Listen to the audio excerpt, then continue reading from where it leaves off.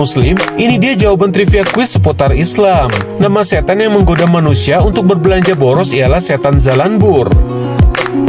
Sahabat Muslim, salah satu kesedihan teramat dalam ialah saat kita ditinggalkan orang tua kita, baik oleh ayah maupun ibu, karena tidak ada lagi sosok yang mengayomi, melindungi, bahkan yang menjamin kehidupan secara ekonomi. Adapun batasan usia anak yatim menurut Ibnu Abbas ialah ketika belum balik.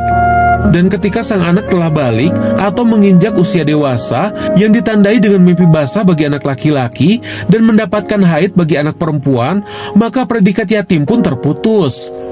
Namun status anak yatim tidak akan hilang meski sang ibu menikah kembali dan mendapat ayah tiri bagi sang anak. Menurut Imam Hanafi, posisi ayah tiri tidak dapat menggantikan ayah kandung. Banyak hikmah mengapa Allah menjadikan seorang anak menjadi yatim atau piatu.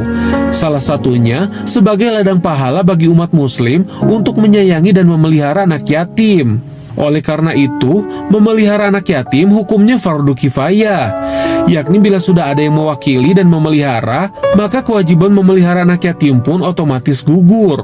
Namun jika ada anak yatim ditelantarkan di suatu daerah dan tak ada yang peduli, maka berdosalah semua orang yang ada di wilayah tersebut yang mengetahui keyatimannya.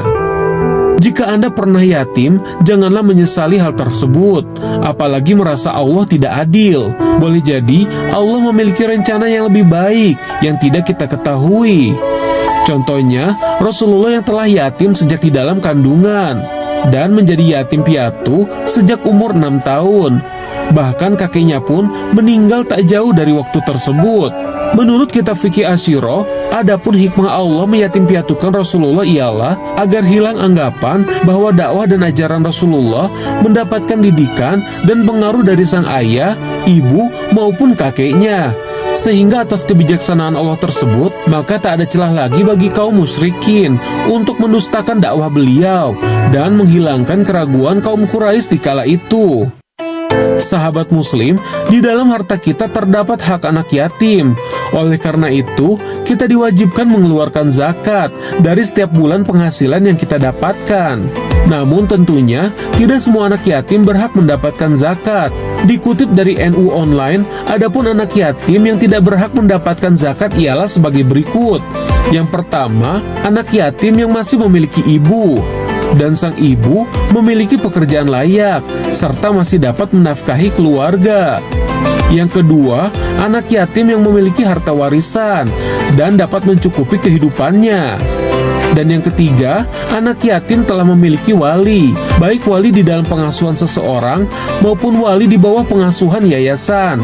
Untuk lebih jelasnya, mari kita simak pemaparan berikut ini. Bismillah, salatu wassalamu rasulillah wa ala alihi wa sahbihi wa ba'du. Salam yang terbaik, salam para malaikat kepada para jalbung di surga. Assalamualaikum warahmatullahi wabarakatuh. Alhamdulillah ya sahabat semuanya, pemirsa, kita seringkali mendengar ya, ara'aital ladzi yukadzibu biddin fadzalikal ladzi yad'u yatim wala yahuddu ala ta'amil miskin. Ini penting sekali nih. Surat Al-Maun ini ya dibuka dengan apa? Dibuka dengan stressing gitu ya.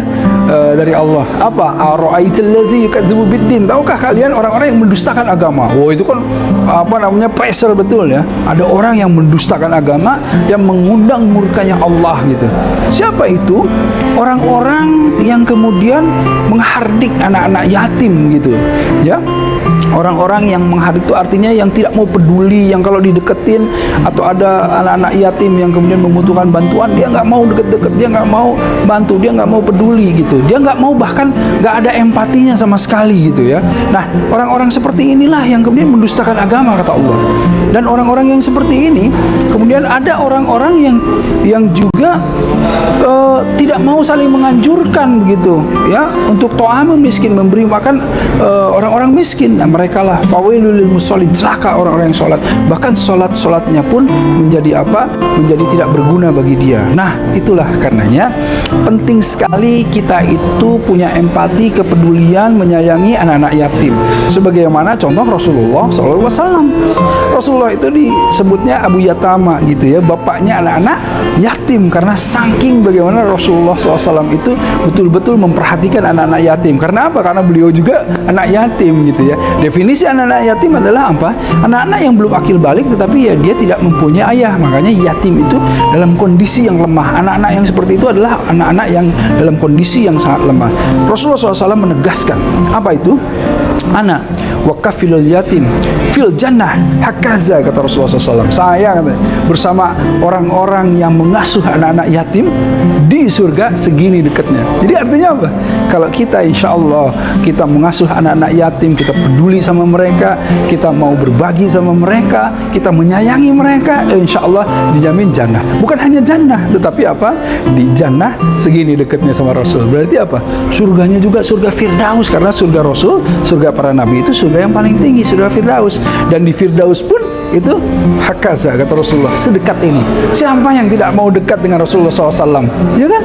Rindu kita pada Rasulullah SAW. Karenanya ayo mengajak, menghimbau kita semuanya untuk apa? Untuk saling semuanya memperhatikan anak-anak yatim, ya, yang ada dimanapun, terutama apa? Yang dekat-dekat sama kita, gitu. Nah, yang dekat sama kita itu penting sekali agar supaya kita itu bukan hanya membantunya, tetapi juga dengan kasih sayang. Ya, jadi bukan hanya memberikan harta untuk mereka, menyantuni mereka, tetapi juga memberikan kasih sayang bersama mereka. Nah, inilah yang penting. Insya Allah dengan itu semuanya kita akan masuk ke dalam surga, surganya Firdaus, dan sedekat ini dengan Rasulullah Sallallahu Alaihi Wasallam. Amin ya Allah ya Rabbal Alamin. Assalamualaikum warahmatullahi wabarakatuh.